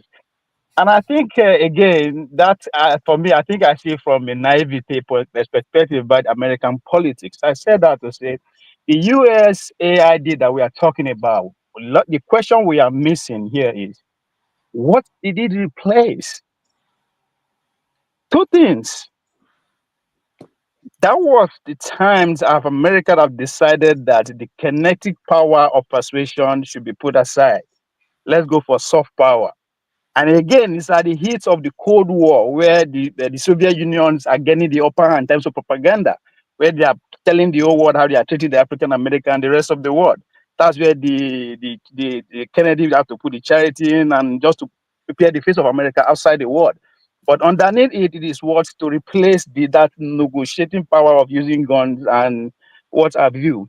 Now, if you see it from that prism, you will understand the question should not be, what is this shenanigan replacing? I call it shenanigan because everybody is carried away, oh, they're revealing secrets and all that kind of, yes. But what is it replacing? And that's why I said you missed the hour. It doesn't matter if they are in space today, they are already with us because economic power and military power is predicated on what? Technology. Today we have the laser technology, biotechnology, the AI. And so what that means that the way we do things are going to be tripled. We are going to be faster. So that is going to affect both the economic power and the military power. The last time I believe that we are here, we are in this kind of administration of Donald Trump was back in the early 1800s. When James Moran approached the Congress to say, we have come of age. For that reason, all the European powers should stay out of the Americas. Your presence henceforth is seen as a national security risk, which drove the European power to assemble themselves in Berlin, 1844. It marked the Africa that we see today. But the question again, we are not asking, how come German finally lost out? Because they accused them of being responsible for the Second World War. So in order to replace the damage of the Second World War, they said the European powers should go and scavenge, give them up to scavenge Africa. Now, if that is the case, with the new technology that is the control now is between China and US, and just like a Chim referred to the vice president's speech in Munich, what the question we should be asking now is, the European, again, will come back to us. They are already here. If you go by the policy of Bola Tinubu, so we don't need to be celebrating that USID is gone. We should be asking what is coming to replace it, because it's going to be more dangerous in the sense that they are already here. You have a phone in your pocket. All our gadgets from the military to our governance is controlled by them. They are all chipped. So they don't need to be among us again to exercise that soft power. That's the times that we are in that say you miss the time. There's a revolution going on of the way we are going to be living. So there is history to what is happening. So what Trump is doing, forget the drama and theatrics. Pay attention to the policy. The speech of the vice president and the rest is similar to the speech of 1800s way, and this similar to 1800. They were chasing the European power away. Today they are chasing China and Russia away from the same America. That is Panama, Greenland, and the Canada policy. So they are chasing them away from there. Where are they coming next? Again, they are coming to do what they did, more than what they did to us before, according to Kwame Nkrumah's 1963 speech. So there's a story to this. That's why I say you are either missing the hour or you are never be American politics. Again, I could be wrong. I will leave you to. Yes, thank you for that, nomodicity. The simple point is this, that the game doesn't change. How it is played may change from time to time, but that's what you expect from an effective and a successful team. They don't stick to the same formula. They upgrade it and they refine it. But there's no denying that we are, since when were your elections? November? Sorry, yes, since when yes, he took yes. office. November 4. He took office 20th January. He took office 20th of January. Yes. And we're not yet at 20th of February. But we have to accept that in the space of the days since 20th of February, we Africans, and I only view this from the African perspective, we know so much more now in the space of less than 30 days in terms of how the game was being played. Let's give credit to that. Not because from an African perspective, we now know, I knew how USAID was working. I told the story. That's what's in the law, the lawyers and the lawless. However, how many knew? Now it's in the public space. But that doesn't mean that their game will change completely. They will just find a different model. The technology changes. A different way of playing it. They're going to now change their game. Without Trump, if Biden had come in, you wouldn't have heard anything about what was going on in USAID and the funding. And Trump isn't blowing that story in order to help Africans. No, his interest is his American taxpayers.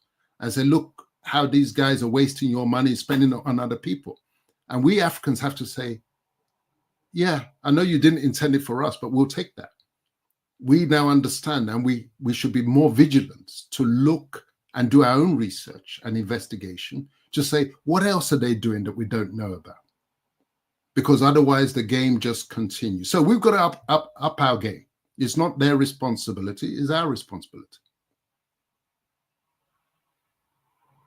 Thank you. Thank you so much. Thank you. Sorry, Doctor. On African American reading culture, what is responsible? Again, you have to go back to history.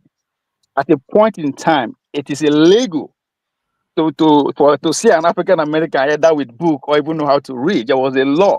So that they understand the trauma of that. So when you are finally given the opportunity to do it, I mean, you just have to go all in, go ballistic. That's exactly what is happening. So most of the revolutionaries and every other people that come, actually, it is now that the system decided to shine torchlights to their celebrities to be the face of the African American community. It is deliberate. It used to be intellectuals. You have to know something. You have to be able to, before you can actually speak for the Black community. But today, you know how to shake us and you know how to, that's what everything. Then you are the right place to brand, which is not their fault anyway. But again, it's all a conversation. Well, taking that, the challenge for us, because we're in the same situation, they were banned from reading at all. Our government took history off the syllabus. Let's respond like the African Americans did to say, now they said just before the turn of the year that they're restoring history to the syllabus. It's now down to our people, our intellectuals, to now, like the African Americans say, we were shut out of this. Let's now go into it with energy. All right. Thank you so much, Ovie. Thank you, Dele, for this wonderful evening. If you have any final thoughts you want to share with our viewers, please do. Otherwise, I would only say again, remind you, we're all Jehovah's Witnesses now. We are missionaries, and we ain't participating in any joker elections again. And thirdly, we are revisiting the Berlin Conference in the first week of November. 1 week long conference, the University of Lagos, Africa Center, Fatherland Group. We are going to uncover, in the way that Trump has exposed what's going on in USAID, we're going to uncover what happened in Berlin and how they crippled us with a view to performing the surgery that's necessary to restore our confidence. All right. Thank you, everybody, for joining us. Thank you, Dele, for being here. It's been wonderful, and we are going to arrange a debate, find a very worthy competitor. So it will be more, a lot more interesting, and but that will happen very soon. And thank you for being here. Thank you, everybody who watched us. The next stream is starting in the next 2 minutes. That will be our normal Have Your Say on Saturdays. And thank you. I appreciate all of you. We take a break, and I'll see you in the next stream. Thank you. Dele, thank you so much. Thank you. Thank you, Rudolph. Thank you.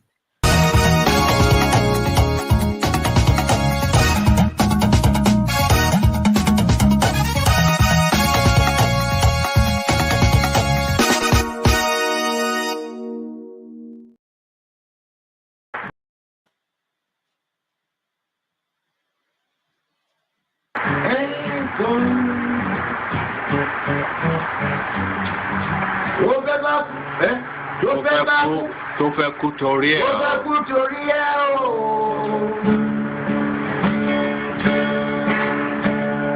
Ọwọ́ ẹni ló ti ṣàánú kọ́. Ayé la bá, ayé la fi sílẹ̀ sí.